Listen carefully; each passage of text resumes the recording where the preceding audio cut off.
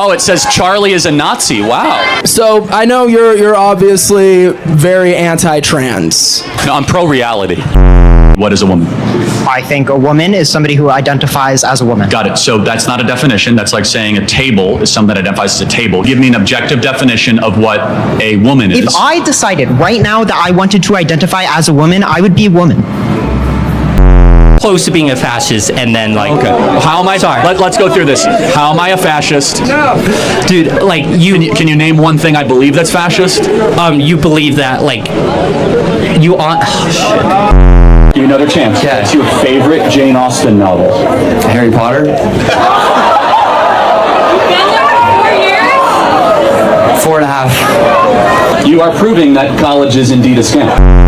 Number one cause of black death in Chicago. Are you serious? Other blacks killing blacks. Are y'all saying other blacks? Yes. Other blacks? It's FBI statistics. It's well known. FBI statistics? Where can you show me that at? It's right there. Look. Man, let's read it. 70% of offenders were African American.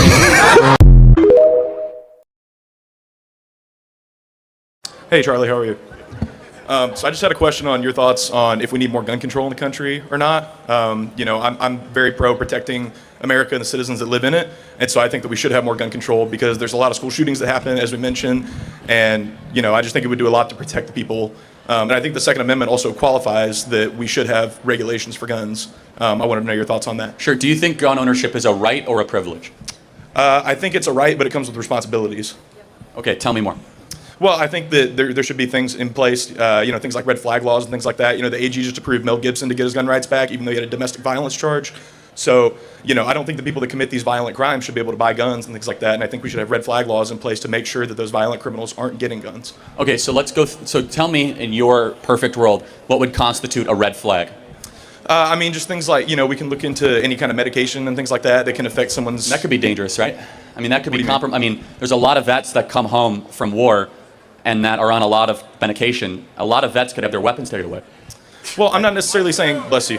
Bless you. Thank you. It's the pollen or something. Thank you. I'm not necessarily saying, it's mainly to prevent, future shootings and things like that, and also...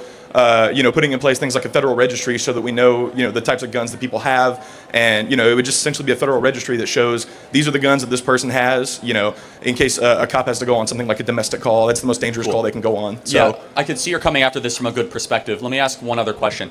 What would you say is the ultimate and final purpose of the Second Amendment? I think it's self-defense against a tyrannical government, which... We agree. Sure, great. Keep going. Well, but I think within the Second Amendment, it also implies that we have high regulations in the first four words. Sort of. Of it. Well-regulated militia right. actually meant well-armed, but that's a separate issue. But how do you know? You're interpreting what the Founding Fathers Well, put they in. said it in the Federalist Papers, right? So it's not just me, but also in the Heller decision, in the 5-4 decision, that said that gun ownership was a right. This was a hotly debated thing. But do you disagree? Sorry, I didn't mean to interrupt you. Do you disagree with the idea of a federal registry like that? Oh, without a doubt. The only reason you'd want to register the guns is if you want to confiscate them. Well, or to make sure that people like officers of the law are protected and know what they're going into. That's a good argument. Right. To your credit, I will try to make a better argument where the problem of the government knowing where every gun is would then lead itself towards mass confiscation. And I would agree with you. A well-armed citizenry is the greatest protectorate of liberty and freedom in this country. Even though the Army has things like drones and tanks and things like that outarm, citizens that have yes and no. We've seen it in several instances where at least a citizen, that's a good argument, but I would say a little flawed, where the citizens are able to protect themselves in some ways. It's a much harder population to control. I understand, but so you think a federal registry would infringe on the rights? Potentially. I think that there's no good argument, other than potential. I ascribe to the government bad motives and bad intentions when it wants to infringe more on these types of freedoms and liberties. Well, I understand. I just personally don't see it as an infringement because, like we just said, and I think we agreed that owning a gun is a right. However, yes. I think it was responsibilities. But also I wanted to ask, is voting a right or is that a privilege? Well, it is a right, and so felons can get their rights back, right? And so, right. But rights can be suspended or delayed. And we both agree with that. So, for example, like somebody in prison doesn't get guns. Right, no, of course. Somebody in prison doesn't have the same free speech rights that you have. Right, but what's the first thing that you have to do if you want to vote in this country? You have to register, right? Mm-hmm. So it's a federal registration to be able to vote in this country. So why not, and we can agree that, keeping safe and, keeping our elections to where people who shouldn't vote aren't voting is, that's keeping America safe because we don't want people who That's a fair vote. point. I would say there's there's a technical difference between a voter registration roll and a gun registration Right, guns roll. are much more dangerous. Well, also, but guns in many different ways, they would go after the guns a lot more than the voter registration roll. Well, how do we know, though? My worldview comes out of one in the 20th century, where almost every totalitarian government went after the guns first, and the confiscation of guns then leads into the erosion of freedom and liberty. Right, but wouldn't you say in the 20th century, as you just said, that the disparity between the technology that citizens had to protect themselves compared to what the military had, wouldn't you say that there was a much smaller disparity as opposed to what we see nowadays? Somewhat. I think that's a fair point. So, I'm acknowledging that's a fair point. okay. But do you see my perspective as well? No, I do that, understand. That an It's- armed citizenry, also it says shall not be infringed, so we have to kind of wrestle with those two things Right, but simultaneously. so if it's just a semantics argument, then to that point, Well, it's not. I mean, because- semantics is meaning. That's literally what the word means. But Right, but so, you're saying because it says shall not be infringed, we can't do anything. No, Does no, that mean, I'm saying, does that though, mean that voting rights can be I'm infringed? saying Because it doesn't say it cannot be infringed. I'm saying I err on the side that more government regulation around guns means that they'll try to take good people's guns away. that more guns can potentially lead to more danger and less guns. Yes would and be less no. danger? I mean, there's plenty of evidence to show that states that have more, so like if you take Houston and Chicago, about comparable populations, Houston actually has warmer weather, which means potentially more gang violence. They have about half, if not even less, the amount of homicides per year than in Chicago. Chicago has much stricter gun laws than Houston, like incredibly strict gun laws. I understand, but I'm also, well, I think part of what plays into that is the gun laws that are around those cities. They're a lot more lenient than those cities themselves. So I think, I'm not saying that's entirely the cause of it, but I'm saying I've heard that's that my whole life, so yeah. right. But I'm basically just talking about preventing people that have committed crimes such as domestic violence. I know I mentioned Pam Bondi gave Mel Gibson his rights to purchase a gun again, even though he pled guilty to a battery domestic violence charge in 2011, and yet now he is able to purchase a gun again, which I disagree with because he committed a violent crime. I mean, do you disagree with that personally? No, I mean, I don't know the details of the case, but I think I've met Mel Gibson. I think he should be able to own a gun. I mean, like Just off of speaking to him, though, even though with his yeah, I criminal mean, history. And I don't. everything? Again, I don't know all the details. Do I think that the idea of taking his rights away because of something that happened that I don't know all the details about 14 Well, he years pled ago? guilty to it, though. Again, I find that to be a little bit of an infringement on basic rights. even though he literally Again, I committed don't know the violence against details his life. around that, but I guess we're getting to a place where do you think anyone that's convicted of violent crime should be able to own guns again? No, not at Oh, all. wow, If they're okay. committing a violent crime, absolutely not. I think we should protect people in America, which I think you agree with, and I think Yeah, that but is how we protect America. that's a balance. Are we going to really say the federal government is going to protect us from ourselves when it comes to guns? No, I mean it's less about the federal government taking away guns and more just allowing them to protect their citizens. And it's not about getting rid of guns. I'm a gun owner myself. I go No, hunting. I I'm was not on a doubting any of that. competitive What team. state would you say has the gun laws that are the most appealing to your worldview? I don't know specific state laws, if I'm being completely honest with you. But something to think about. But I'm speaking, even just the federal registry itself, I think that would protect, a lot of officers of the law. Like I said, when they go on domestic calls, that's the most dangerous call that an officer So of the law there can go on. there's an informal registry, not a formal one. Just so you know, gun dealers are supposed to report Right, gun, but do you gun really think sales. that they do all the time, though? No, of course not. Obviously, I mean, Right, I so live in wouldn't the reality. federal but- registry eliminate that problem then? Again, I would go back to a formal registry. You register in order to confiscate. It is a prerequisite towards confiscation. Isn't that just a slippery slope argument, though? If you give well, one it's thing, not. then another It's thing's a gonna go? historical argument, right? We see that throughout totalitarian dictatorships throughout the 20th century, where if you want to take the weapons away, you first ask for a collection of all the items that you then want to collect. But I could see you're coming after this in good faith. I tend to be on a much more libertarian side, even though I'm not libertarian. We actually need looser gun laws because I think that Looser gun laws? Oh yeah, yeah. I mean, what- in especially what in way? states Like- like Chicago and Illinois, where it's very basic Second Amendment rights. So I'll give you a great example. Okay. In a state like Rhode Island or New York, Right. it could take a woman upwards of 30 days to get a gun.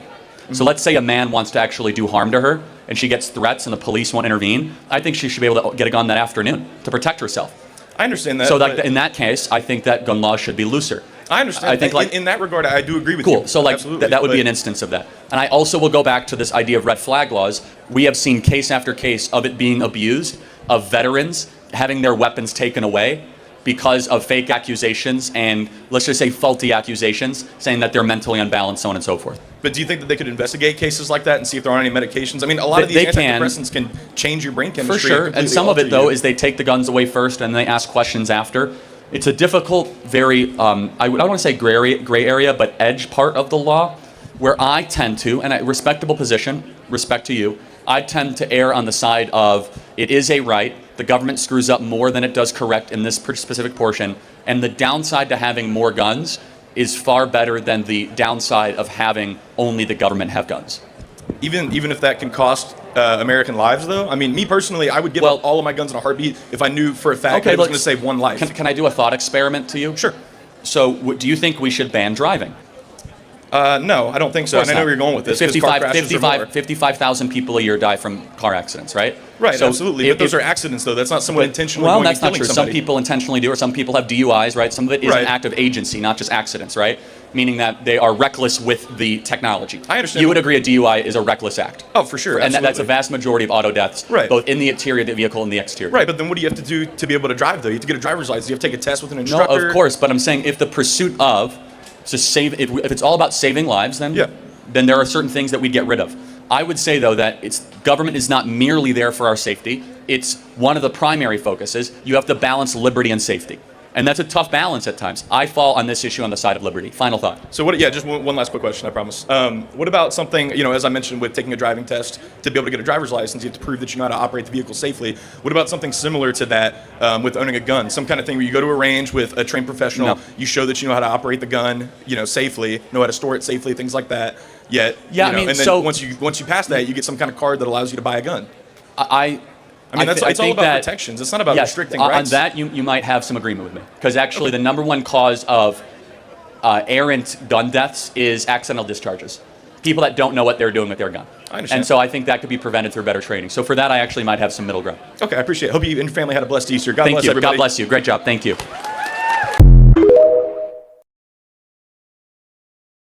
Over the past decade, Charlie Kirk has become one of the most recognizable voices in the American conservative movement, known for his sharp rhetoric and no-nonsense approach to hot-button issues.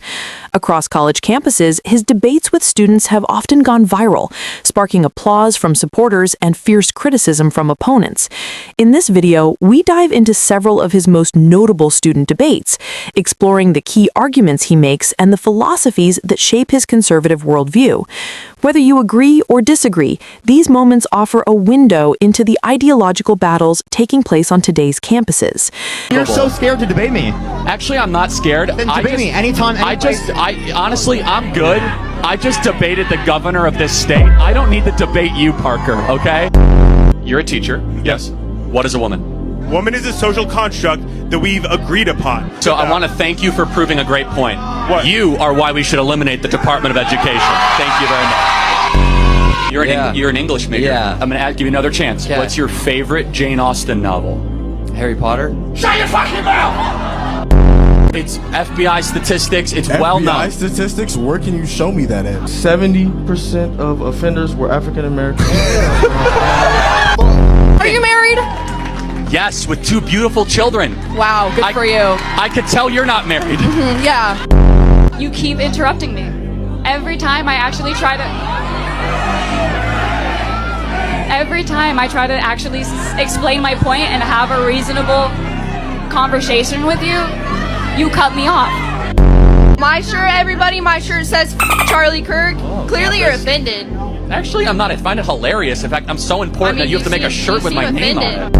I know you're obviously very anti-trans. No, I'm pro-reality. You're so scared to debate me. Actually, I'm not scared. Then debate me anytime, Honestly, I'm good. I just debated the governor of this state. I don't need to debate you, Parker, okay? You're a teacher. Yes. What is a woman? Woman is a social construct that we've agreed upon. So I want to thank you for proving a great point. What? You are why we should eliminate the Department of Education. Thank you very much. You're an English major. Yeah. I'm going to give you another chance. Okay. What's your favorite Jane Austen novel? Harry Potter? Shut your fucking mouth! It's FBI statistics. It's well known. FBI statistics? Where can you show me that at? 70% of offenders were African American. Are you married? Yes, with 2 beautiful children. Wow, good for you. I could tell you're not married. Yeah. You keep interrupting me. Every time I try to actually explain my point and have a reasonable conversation with you, you cut me off. My shirt, everybody, my shirt says Charlie Kirk. Clearly you're offended. Actually, I'm not. I find it hilarious. In fact, I'm so important that you have to make a shirt with my name on it. I know you're obviously very anti-trans. No, I'm pro-reality. Oh, yes, ma'am. I want to hear from you. Can you say your name? Taylor. Taylor, I don't want to put you on the spot if you're not no, you can't. I talk uncomfortable. about it. So, have you had a child since? Can you talk about your story, please? No, so when I was 23, I got pregnant, wasn't planned, and I decided I was going to do the right thing, came from a Christian family, abortion was always off the table. At 18 weeks, I found out that my amniotic sac tore and attached to my baby's spine. It was pulling her spine out and filling her brain with fluid, and the doctor said, there's no other option, this is what we have to do. So I did induce labor and I gave birth. That was the grounds. I said, I'm not doing this unless. So I wanted to hold her. I wanted to, yeah. So afterwards, when I started getting bills, the doctor said, well, your life wasn't actually at risk of death in that moment. It could have been eventually, but it wasn't then. And so the pain that abortion caused me, I stayed in an abusive relationship for a year. I allowed a man to beat me because I felt so little about myself. I drank, I used drugs, and if it hadn't been for Jesus Christ, my Lord and Savior, I don't know where I would be.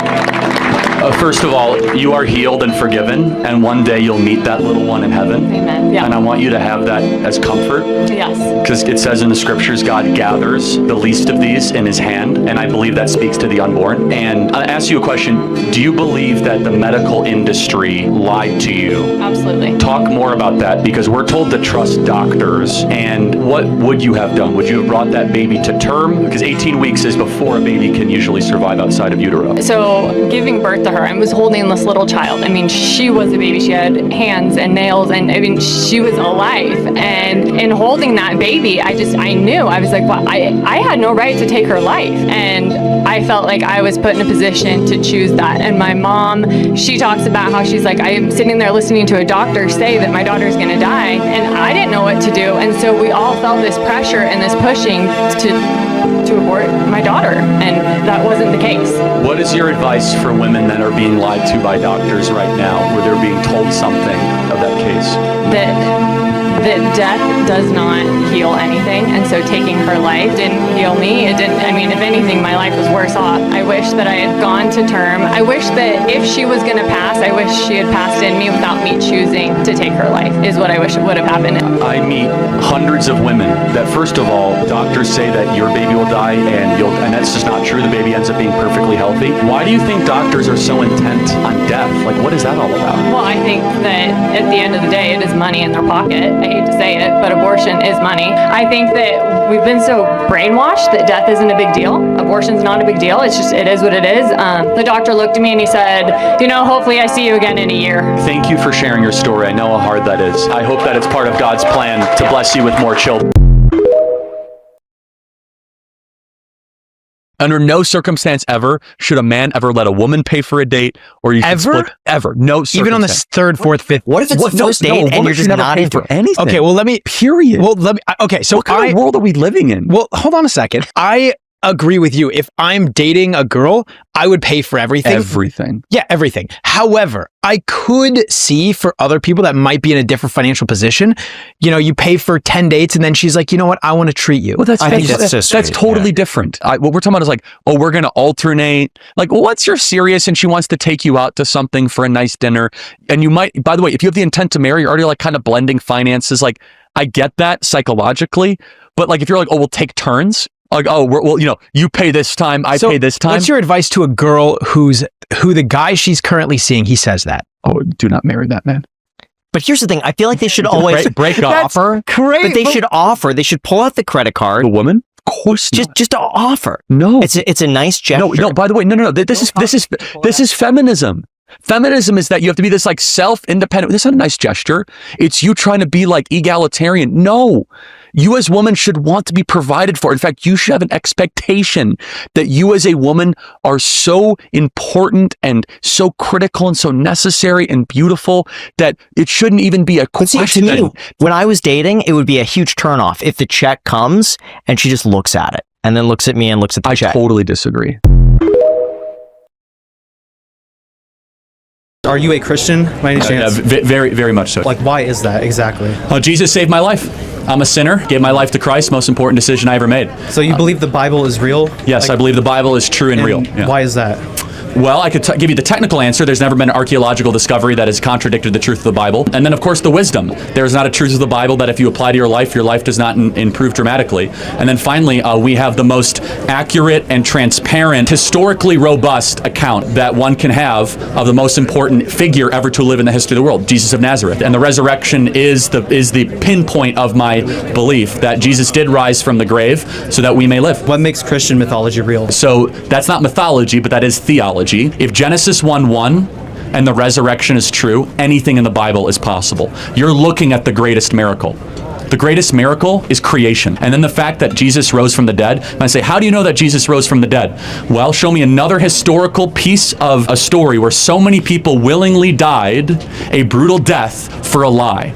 Every single person around him had everything to lose, and yet they went to the absolute death, from Paul to Peter to the half-brother of James, saying that Jesus is Lord, Jesus rose from the dead. Not to mention, if you were going to fake a story, you would not use female witnesses in the ancient world. In the scriptures, it said that the women were the first one to see Jesus Christ. If you're trying to fake a story, you would never do that.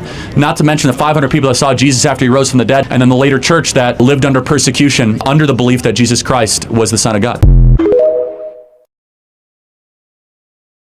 Are you voting for Kamala? I am. Okay, what is her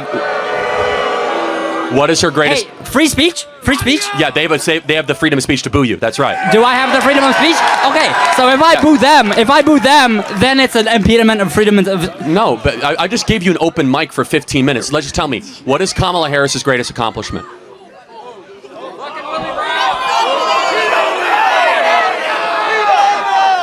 See, that question, you can't, okay. The greatest accomplishment, that goes back to sort of establishing an extreme. I can't definitively say, oh, this is the greatest, though, absolute. Name an accomplishment of hers. An accomplishment of her? She got in, when she was the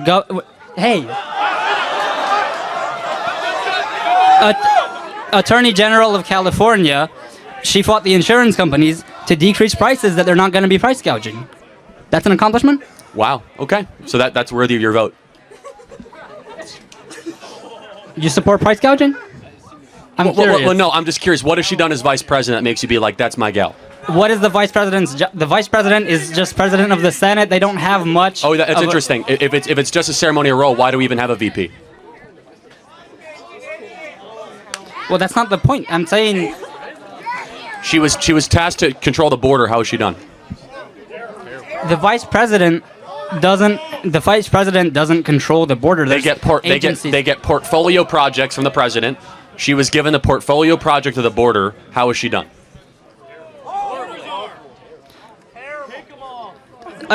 Again, she doesn't make any individual. I don't think she makes a top-down decision about the border. She made a decision to reverse 50 Trump executive orders. Do you think Kamala Harris has done an objectively good job managing our border? No. Okay. I appreciate the honesty.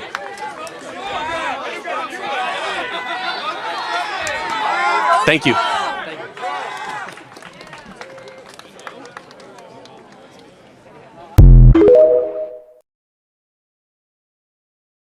Many of Kirk's most intense exchanges arise around cultural topics like free speech, gender identity, and political correctness. In debate after debate, he defends what he calls the core principles of Western civilization, often arguing that modern campus culture stifles open dialogue in favor of ideological conformity. When confronted by students on issues of gender and pronoun usage, Kirk emphasizes biological definitions and warns against what he sees as the erosion of objective truth. He challenges speech codes and cancel culture, asserting that universities should be places where ideas can clash without fear of censorship or punishment. These moments reveal his broader concern that political correctness is limiting honest discussion. I was born as a man, and now I'm a woman. Okay, no, but you don't become a woman just because you dress like a woman. Why do you think it's fair to exclude transgender athletes from competing? Why should men not be in female sports? Well, I think more so the other way around. Well, women would never want to be in men's sports because they can't compete, because at the core of transgenderism is a pursuit to steal and cheat. How about like Steal identity and steal rewards. It's wrong to murder a baby. You're not murdering a baby. It's not a baby. What is it then? It is an embryo. What species is the baby in the womb? It's a human, but it's Therefore, they should have human rights. No, I do not agree. So, what is a woman? Dude, I don't know. That one's hard. I know that's your line, and I think that's hard to say, man. I don't know. But what do you think is a woman? Well, a woman is an adult female with XX chromosomes. It's not difficult, right? It's I always been that way. disagree. I don't think so. But if you disagree, why? But then what is your alternative? Oh, I don't know. Women want to be they want to be taken care of. I know this is like super provocative, but like deep down, they want a man to be able to provide for them financially. Should a man pay on the first date? 100%. Like, what kind of a wuss beta male is splitting the check? But like, who are you?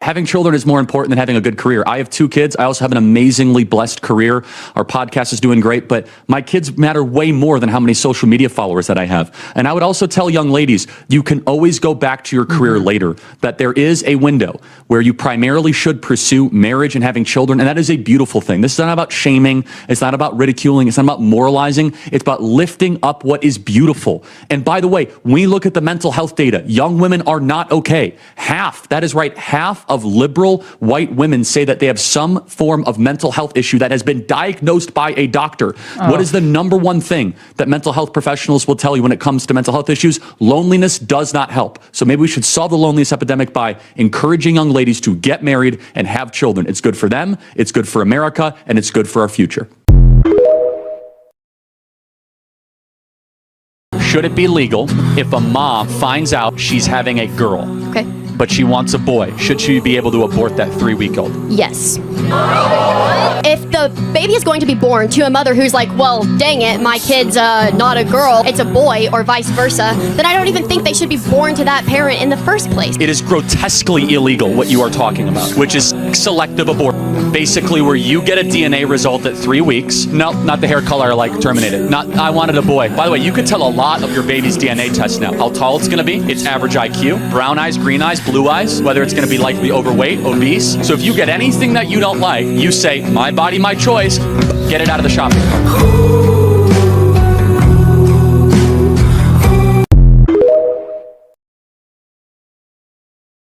And I wanted to ask personally if you should believe Pride Month should be continued. We should only have American Pride Month in the month of July. My girlfriend and I have differing political beliefs. We voted differently. We have a lot of the same beliefs about how humans should be treated, abortion, that type of thing, but... Do you want the truth? Yeah. Do not marry this girl. Okay. You're a teacher. Yes. What is a woman? Woman is a social construct that we've agreed upon. So I want to thank you for proving a great point. What? You are why we should eliminate the Department of Education. Thank you very much. Are you married? Yes, with 2 beautiful children. Wow, good for you. I could tell you're not married. Yeah.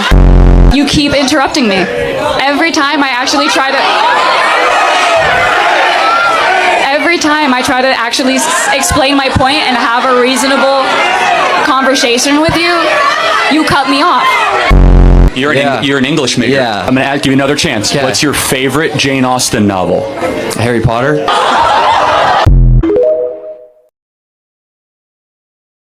I'm in the United States Air Force, and so as someone who wants to serve my country, as someone who's about to serve my military and put my life on the line for this country, it's tough knowing that our nation promotes things like abortions and transitioning kids. How do you reconcile serving a country that upholds these values like these, and how can we as conservatives fight against these policies while still serving proudly? First of all, what's your name? Hayden. Hayden, thank you for wanting to serve our country. You should be applauded for that. Thank you. And so,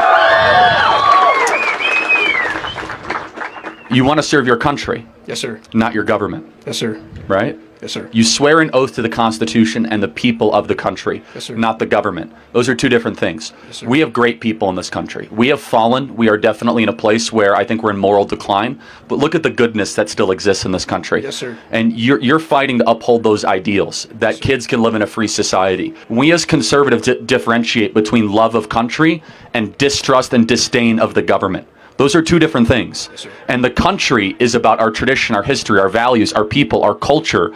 And the government is just a temporary stakeholder of charlatans, criminals, and people that are constantly deceiving us and stealing from us. So how do you reconcile it? Every day that you go to fight for us, you say, I'm not fighting for politicians. I'm fighting for the 3-year-old right now in Reno, Nevada, so that they can have a better future. Yes, sir. I'm fighting for the homeschool parent. Yes, sir. I'm fighting for the pastor. I'm fighting so that we can keep on having liberty, life, and the pursuit of happiness. Liberty, and the pursuit of happiness. That's what you're fighting for, Yes, sir. not the den of thieves in Washington, D.C. Yes, sir. God bless you, man. Thank you you so so much. You're part of the problem, I think, with the hatred on trans people. It's really not that deep. Like, if someone wants to dress up however they want, that's totally fine. Okay, so and I think I'm that's not where the preventing you. hatred I'm not comes from. preventing you from dressing up Yeah, like yeah. this. However, Like- let me ask you a question. I will Go flush ahead, this go out. ahead. So let's pretend you say you are a woman. Yeah, and yeah, let's pretend. I know you are a man, but I refuse to But- call you a woman. Okay. Who's the hateful one? I would say you are. I mean, I wouldn't. So I you're wouldn't going to appreciate force it. me and I'm shame not me? forcing No, you hold to on a do second. anything, man. I'm the hateful one. It's really just like common courtesy. It is never that much common effort? courtesy to lie. You do Okay. not become a thing just because you say it, you are the thing. So- And guess what? Nobody in the history of the species that was born XX or born XY and transitioned is able to change their chromosomes. Every Yeah. one of your cells is coded either XX or XY. But that's and it is an where- insult to women everywhere in this audience and across the country that's saying that you could just wear makeup and dress like a woman, undergo surgery, that you magically become a woman. And it is the abolition of women and is the Yeah. abolition of reality. And we see great unjust human suffering because of it. Beyond social issues, Kirk frequently engages students on economics, limited government, and capitalism. He frames free markets as the driving force of American prosperity, often clashing with students who advocate for socialism or wealth redistribution. In these debates, he cites examples of countries where centralized planning has failed, while highlighting the innovation and upward mobility enabled by capitalism. Kirk also pushes back on large federal spending and progressive tax policies, arguing that government overreach discourages individual responsibility and economic growth. These segments underscore his belief that preserving freedom requires resisting the expansion of government power, even when such expansion is framed as social justice. The debates of Charlie Kirk are more than just viral moments. They represent the collision of two very different worldviews on America's future. For some students, challenging him is an opportunity to voice progressive ideals. For others, listening to him is a chance to reconsider their own assumptions. Whether you agree or disagree with his positions, there's no denying that Kirk has mastered the art of confrontation, blending data, rhetoric, and emotional conviction to energize his base. As campuses continue to serve as battlegrounds for America's cultural and political debates, voices like his will remain central to the conversation. If you enjoyed this breakdown of Kirk's campus debates, make sure to like this video, share it with friends, and subscribe for more deep dives into the defining voices shaping modern politics. By understanding the ideas that drive both sides, we can have better conversations and maybe even find common ground in a divided world.